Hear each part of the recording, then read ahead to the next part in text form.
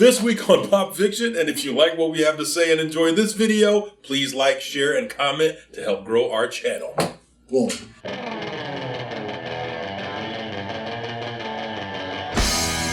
This is 252 Pop Fiction, where you'll find all the news in pop culture that's right to type. Today's top story. In an attempt to attract TikTok producers to its platform, while the ByteDance-owned app is still in limbo, Meta has introduced a number of upgrades to its real short-form video platform and is also providing substantial financial bonuses. The Breakthrough Bonus, which Meta is introducing, will provide TikTok creators up to $5,000 $5,000 for uploading fresh movies to Facebook and Instagram Reels. And you know what? Listen. I know when the whole thing, like, there were some people who actually freaked out when the whole, like, I didn't think they was going to do it. Yeah, oh yeah. It was like, I was like, hey, you just do that? Yeah, they can do whatever they want to do. Man. And then motherfuckers are like, oh, my revenue stream. Yeah. Man, you know how to not trip about a revenue stream? Don't make revenue. Well, that's one way of doing it. I'd have to say, I know when I've been looking at this thing, all of a sudden, all these $5,000 things is popping up all over the place. Mm-hmm. I didn't see a whole bunch of stuff. And I'm like, yeah, man, I don't really care. But I feel like I was surprised, like, this is hitting the way it's hitting. You know what I'm saying? Absolutely. Yeah, people were crying about that. And, you know, a word on the street is if you use a VPN and saying you're from China, you can still make your little TikTok videos. So it's not gone. It's just gone. But not gone. But it's back. It's never left. Captain America, Brave New World from Marvel Studios has reached a 3-weekend tracking with a total of 95 million plus over 4 days. Wait, what? Pre-order tickets. Over the weekend of President's Day, and these are pre-order, like, we're going to get the tickets. Yeah. Like, as soon as we're pre-ordering, like, for the thing where it's coming up, President's Day, Valentine's Day weekend. Well, who does that? Companies that really want to generate some money. And so this is going down. And as of right now, tickets are about 15% behind Guardians of the Galaxy Volume 3, which debuted at 118 million. But in addition, they are significantly higher than Black Adam, which did 67 million, and The Flash, which did 55. Well, that's no surprise. I don't know why that shade had to be thrown out there. Yeah, nice that job, Black Adam and The Flash didn't do as good as they the B. Unfortunately. And both movies were watchable. I mean, Flash more than Black Adam. I actually enjoyed The Flash. I saw that twice. They got a couple bucks. They got $1 out of me.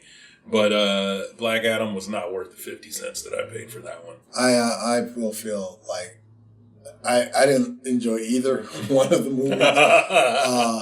I love Guardians of the Galaxy Volume 3. I mean, I cried. Yeah, for sure. I cried. You know, it was animals, sad. Man. Yeah. Get you every but time. I did not cry at the Black Adam. I think after the movie actually comes out, and if there's a good word of mouth, then, hey, ticket sales will pop. So, boy, oh boy, we're getting crazy with all these numbers and everything. Yeah.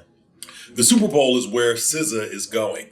On February 9th in the Caesars Superdome in New Orleans, the Grammy-winning artist will perform alongside Kendrick Lamar during the Apple Music Super Bowl 50. What number is that? 59? Yeah. Halftime show. Jeez, it didn't seem like it was that high. I know how to read Roman numerals. Yeah, I'm just saying. Is it 59? So you was just, you wasn't like Super Bowl lit. On a football field, SZA is shown dousing Lamar in Gatorade in a new clip that was unveiled on Thursday. Well, I can't wait to see that. Yeah. I would have to say I'm actually kind of looking forward to this. They're actually saying that maybe Beyonce might come out too because, Beyonce did a spectacle at one of the, I think it wasn't even a playoff game, right? It was just a regular They had to pause the game in the middle so she could play. Yeah. And I'd have to say, I mean, at the end of the day, we all know, like, Kendrick Lamar is going to do the one joint, right? Oh, of course. But is it going to be first? Is it going to be the middle? Or is it going to be last? Oh, you know what? I bet there's Super Bowl prop bets on that. I know. I'm going to guess you end the show. You gotta close with it. Yeah. But that's what everybody's gonna say. I know. Yeah. So do you start it and then just get everybody hyped? Or do you just start it like that? You know what they should have? They should have a Drake cam. There should be a camera on Drake while... I don't think they're going to do that. Not like us is playing. Oh, that would be great. This week's review, The Madness. After discovering a murder in the Poconos, media commentator Munchie Daniels must battle to prove his innocence while attempting to reestablish a connection with his estranged family and his lost principles. This is starring Coleman Domingo. I don't know if you were a fan of Fear the Walking Dead, or he played Rue's sponsor in Euphoria. But he has a very magnetic, a very regal way of presenting himself on screen. And while he's doing his things, it's really good. And I feel like he's one of those actors who kind of came late in life, like in his 40s is when he, came out and started getting some work and stuff like that. And boy, I tell you, this is one of those actors, though. I think I know who this is. That really pops on screen. Yeah. So I'm looking forward to this one. Yeah, is it a period? It's a period piece. No. It takes place in modern times. He's like a CNN commentator, but he always does like guest spots, and he's really looking to get the big job. And he's trying to do that, and he gets a little spot up in the Poconos. And basically, when he goes up to the Poconos, there's this guy that has a cabin next to him and kind of looks at him kind of crazy and stuff. He's like, yeah, whatever. And the dude walks up and he's like, oh, I just, saw the car and everything. And And he's like, oh, no, I'm just standing over there. And the dude was like, all right, yeah, man. Well, if you need anything, come over, whatever you want, And so he goes back to the thing. He's trying to do like some work or something. The power goes out, fuse box, can't do it. Looks, and the dude over the way said, you need anything, come on over. He comes over, and when he finds the dude, he's cut up in like 15 pieces. Damn! Yeah. And he's like, oh! And then the killers that did it kind of come around the corner. So this is not a spoiler? This is how the show opens. That's how it opens? Oh, yeah. snap. Okay. And then he's running for his life. Okay. And then when he finds out later that the dude was because Muncie, obviously he's a black guy. Yeah. And the other guy was white. Then you find out this guy was high up in the Aryan thing, brotherhood. Oh, and so they was like, you obviously killed him. He's like, man, he was a nice guy. I had no idea. This is how it opens? Oh, it's like the first episode, man. And then everything after that is like, you can't believe this stuff keeps happening to this man. Mm. It's always the rich. You follow the money. It's always most definitely. The money. Any bad shit happens, just follow the money chain up until it hits the rich white guy. This week, Chris Tucker said that, and I believe it was Rush Hour 2. I think so. He said, just follow the rich white guy. He's got to be the bad guy. There you go. 252 recommends The Holdovers. During Christmas break, a curmudgeonly teacher at a prep school in New England stays on campus to watch a few students who have nowhere else to go.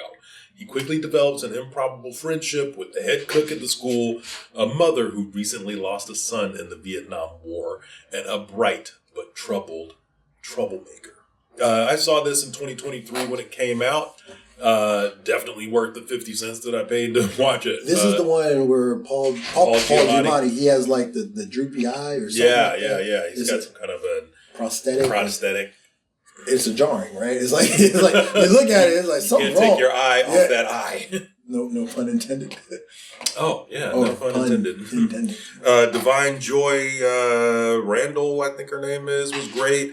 Dominique Sessa was really good in the movie. I mean, it's got a lot of great quirky-ish characters, but it's not like unbelievable quirk. I mean, I heard about it. I don't remember it really being like... It had some good critical acclaim because I believe Giamatti won the Golden Globe. And Divine, was she up for an Oscar for it? Boy, I forget. Everything is just, everything post-COVID is just a blur. One big fuck you sandwich. I'm saying. Ooh, boy. Well, you know what? Check it out. I'm Ralphie D, and that's news to me. I'm Cool Water Kurt. That's my story, and I'm sticking to it. We'd like to hear what you think. Leave us a comment down below. Let your opinion be heard. And if you like this video, please check out other videos on our channel. So, for all the guys here at 252,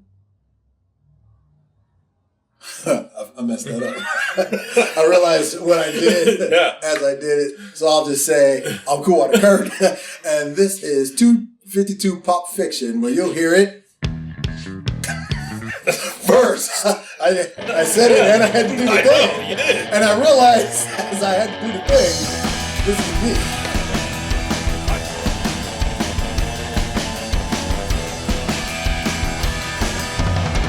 Adonis, pull yourself together.